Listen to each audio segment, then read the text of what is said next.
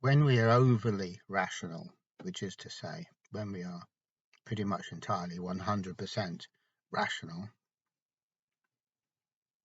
then we inherit a blind spot. And this blind spot is quite devastating. An example of this blind spot is the way in which we try to use control in therapy. So the simplest way to talk about neurosis is to say that neurosis is our own controlling rebounding back on us. Our controlling is supposed to do some good. That's why we're belting it out. But it isn't doing any good. It's backfiring on us. And when our own controlling, and that just doesn't just mean of our physical environment, it also means controlling the way we perceive the world and the way we are in the world. So when this controlling rebounds on us, it does so in the form of neurotic suffering. So that neurotic suffering is really waving a flag at us saying, hey, look what happens when you go down this road. Look what happens when you try to solve absolutely everything by controlling, by maneuvering, by getting tricky about things. So that's what neurosis is saying to us. It's saying it to us in a very painful way. But that is what it takes. Pain is what it takes. Because we listen to pain. So in one way, it's a very clear message. And it's one that, by the natural law of things, we will listen to and we will learn from. If it wasn't for the fact that we're living in an overly rational culture, which we are, in which case this blind spot means that we just don't get it. We absolutely don't get it at all, and we go on about all sorts of other stuff, and we have this fantasy that by getting super good at controlling, regulating, managing, etc., etc., etc., all these old words, that we will beat it, beat the neurosis, get free from it, lick it into shape, show it who's boss, all of this kind of stuff. That's our fantasy.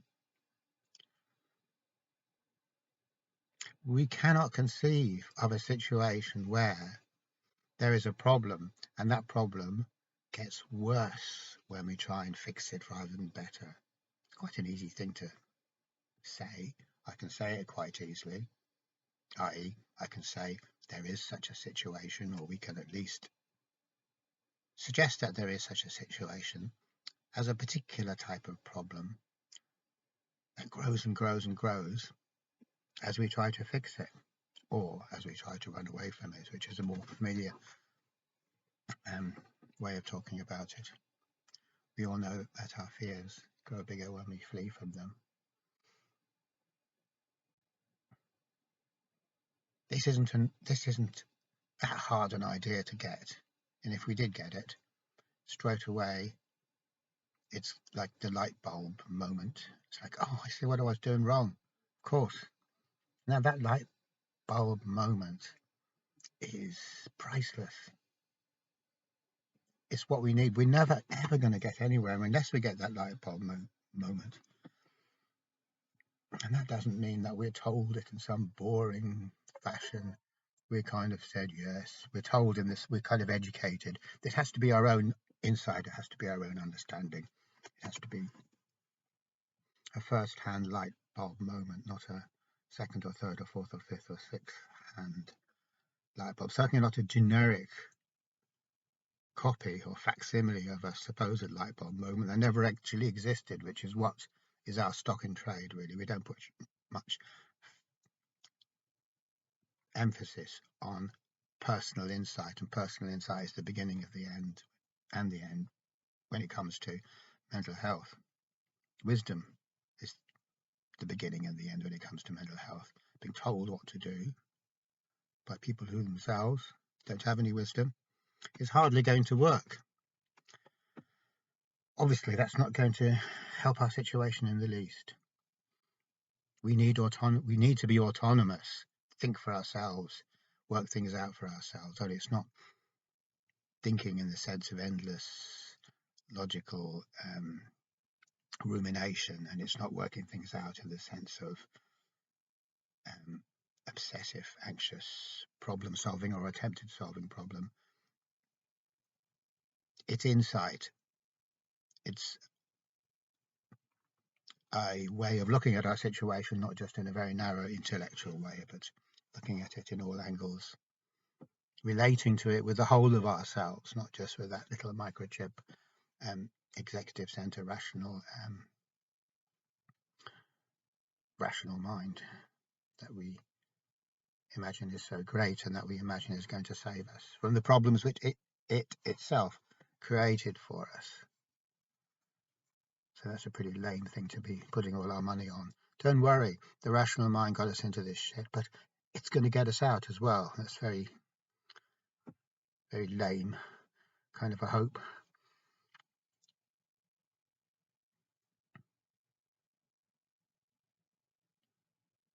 Now, any one of us can, after a period of time wrestling with our suffering, come to this point where we are relating to our situation in a whole way, not just an intellectual way. That when we're squeezed enough and pushed enough and put through the ringer enough, that's what happens. It's not an easy process or one that you're going to be particularly happy to be undergoing, but that is the process. But when we all get together and we, in effect, deny this business of personal insight and overrule it with what experts say or what the textbooks say, then that changes everything. And when we as a society embody this blind spot, which we do totally embody it, now that's not usually so bad because we may not be that super rational. But when it comes to mental health, we kind of think the answer is to be super incredibly rational so that we actually divest ourselves of all the other aspects of the psyche. And so then the blind spot is not just substantial, it's malignant. It's a pure killer. The blind spot means that we can't understand that most simple of things, that neurosis, no matter what cockeyed theories we might come up with about it, is our very own controlling reflected back at us and hitting us in the face. This is a very simple idea and it goes back a long way.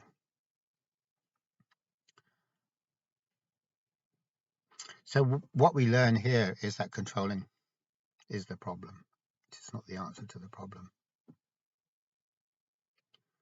Joseph Campbell talks in Hero with a Thousand Faces about the tar baby motif. So this motif doesn't just occur in one story or one legend or one fairy tale. It's a motif. It pops up everywhere. And the idea is that the protagonist of the story feels pretty sure of themselves. They're kind of resourceful and quite cocky, and maybe they're got reason to be sure of themselves. Maybe they're skilled in martial arts, like in the Indian version of this story. But then they meet the tar baby, or in the case of the Indian version, they meet the sticky demon. And the thing about the tar baby stroke sticky demon is that the more you hit him, the more you get stuck to him, and the more neutralized you become as a result. So your aggression becomes your own downfall. So if you punch a tire baby, that's one hand stuck in the tire baby. Then you punch him with the other fist, that fist. Then you headbutt him, you give him the nut, and your head's stuck to him, and you knee him, and your knees are stuck, and etc., etc., etc. And at the end of it, you're pretty much screwed. That's you neutralized. So the aggression's no good. But the point of the story is this comes out, and the protagonist learns that there's another non-controlling way of dealing with this situation. The protagonist learns, and that's the insight from the story. So when we try and wrestle with our own peace of mind, or when we wrestle with our lack of peace of mind to try and make it peaceful, it's the same thing. The more we wrestle with it, the less peaceful it gets, and the more stuck we get. We end up in this very, very stuck situation indeed, which is caused by a super reliance on controlling. Controlling meaning we want to get things to concur with the way that we think they should be. Not that it's necessary for me to define controlling. It's just not an obscure concept. But the thing about this is that it takes for granted that I know what the helpful thing is, that my understanding of how things should be or are is the right understanding. That's a very big assumption. In fact, it's more than just a very big assumption. It's a guaranteed, it's guaranteed to be untrue. That is really unconscious hubris or unconscious arrogance. Reliance on controlling is always unconscious arrogance, because I assume I know something that's worth putting into action. I assume I actually know something. Therefore, I come along and say, step aside, I'm going to control this situation to get it to be the way that it should be. In some cases, this is okay. If my car isn't working right because the disc brakes are all worn down and they're making a terrible noise, and they're adhering to the steel of the wheel. So in this case, I say, step back. I know how this situation should be. I know how a car should work. And it's true, I do know that actually it needs new disc brakes, and we should do something about this. So that's good controlling. When it comes to mental health, there's never any such thing as good controlling, because I don't know how the car works. I don't know what it's made of. I don't know what the components are. I don't know how they should be working or not be working. And that shall ever be the way. We can't turn ourselves, as Alan Watts says, into the object of our own objective scrutiny. Because whatever we're scrutinizing in that case is our ideas about ourselves. We can't turn around and know ourselves in that technical way. And we certainly don't know how we're meant to be. How would I know how I'm meant to be? How would I know how anything in its essence is meant to be? How would I know how reality is meant to be, what the world is meant to be, how creation is supposed to be? Is reality supposed to be here? Is reality supposed to be? All these questions are far beyond, even saying far beyond is underestimating it, my capacity. Therefore, no controlling. You don't know what's going on. And this again is a very well-known motif. And I think Jung talks about it somewhere. And he talks about some version from the Quran, which exemplifies, I'll try and think what it is later, but which exemplifies this fact that actually we don't know how things are supposed to be or not be. We don't know if the way things are is, although it doesn't seem good, might go on to prove itself to be good or to have beneficial consequences, or whether we think what we think to be good and helpful might not go on to have hugely deleterious consequences. And in actual fact, that's always the way it is, almost always the way it is. The way we think, the way we think that when things are a certain way, that this is good, and we put all our money on it. But the way we think, what we think is good, actually flips over and becomes pure suffering.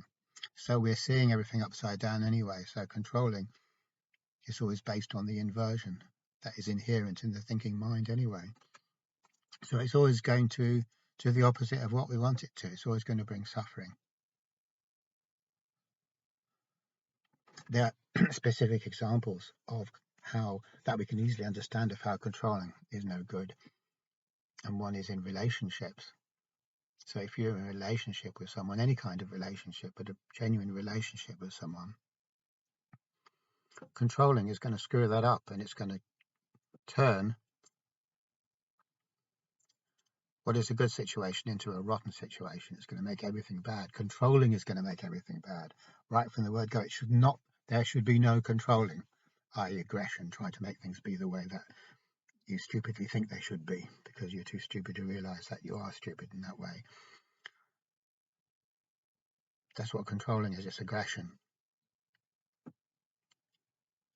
You can't have a relationship with someone if you're aggressing them, i.e. trying to force them to be in accordance with your way of how you think they ought to be. That is not a relationship. That's the exercise of power. It's abuse. So we all understand abuse very well. That is abuse. Maybe not on the scale that we're actually humiliating and hurting and torturing someone, but it's abuse all the same. It's the beginning of that. It's the same thing. So the point of me saying that is just that we can see in that instance, in the instance of relationships, controlling backfires.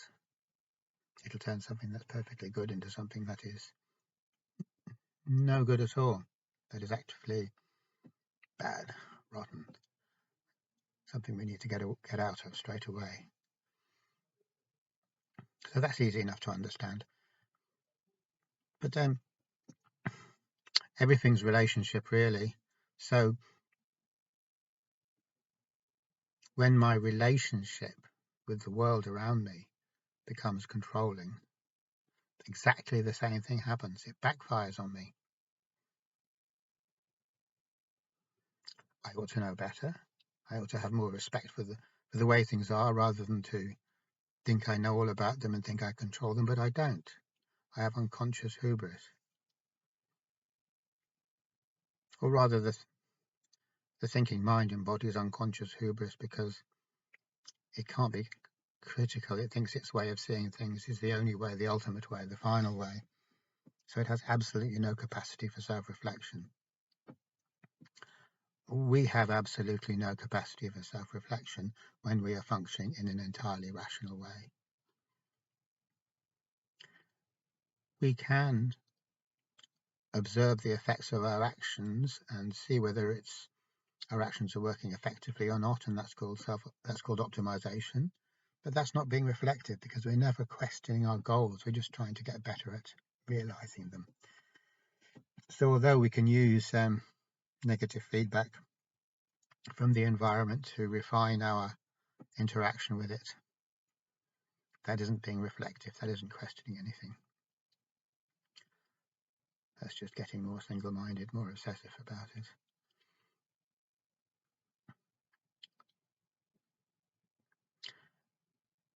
A relationship, if it is, and this is just as true in our relationship with the reality as it is in our relationship with another human being, can only work if there is absolutely no aggression at all. Absolutely no aggression at all means we're interested in what's there without adding our opinion to it, our judgment to it, our views upon it. We're just 100% interested or curious about it, like a small child would be interested or curious. There's none of this cleverness, there's none of this controlling business, no aggression. There isn't the aggression of controlling. And so because of this open attitude, and that is essentially just another way of saying we're being open to the world, or open to reality, open and aggression and aggressive, the two opposites there. Aggression is closed, in other words. It's a closed attitude to take to the world because we already know best. So that's a closed attitude. We already know best. So it's all about just making everything accord with how we know things ought to be. But it's clear enough that when we are relating to reality and I start thinking I know best, that's an absurdity. How can I know better than reality? How can I know what reality is or should be better than reality itself does? The only way I can know that is if I'm totally deluded in a private universe of my own which has no bearing whatsoever on reality. Funnily enough, that just happens to be where most of us are most of the time. But supposing we were open to reality, in that case, what happens is we are continually discovering that things aren't what we thought they were or what they should be. And instead of reacting against this with controlling, we're just becoming wiser as a result. We're seeing through ourselves. We're seeing through our unconscious hubris. So, putting that simply, when we relate to reality, we change as a result. Can't help changing. Anyone who's relating to reality will change. There's no way to relate to reality. There's no way to be open and not change. When we're open, we are continually changing. When we're closed, we never change. So that's it in a nutshell, really. When we're closed, living in our own private fantasy virtual reality bubble, that we can actually expand with millions of other people and all live in the same reality bubble, but it doesn't make it any realer. It just makes it more coercive, more compulsive, harder to see through. Then no change happens. And this situation of no change happening is one way of looking at how rationality, stroke controlling, rebounds on us. We thwart our own growth. We're too clever for our own good.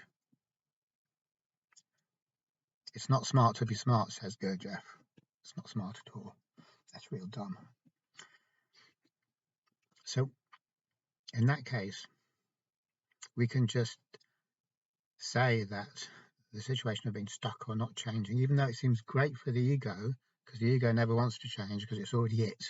It doesn't want to be anything else or anyone else. It just wants to be it and operate on the world from its viewpoint. So even if it's an unhappy, frustrated ego, which is probably the case, it just wants to change the outside world to make the outside world be better for it so it can be happier and more satisfied, more vindicated and validated.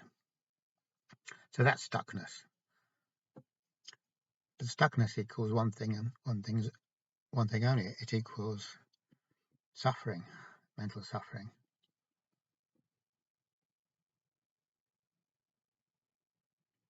This mental suffering of neurosis. So there's one thing that we can be very, very clear about from saying all this. We can be incredibly clear about it.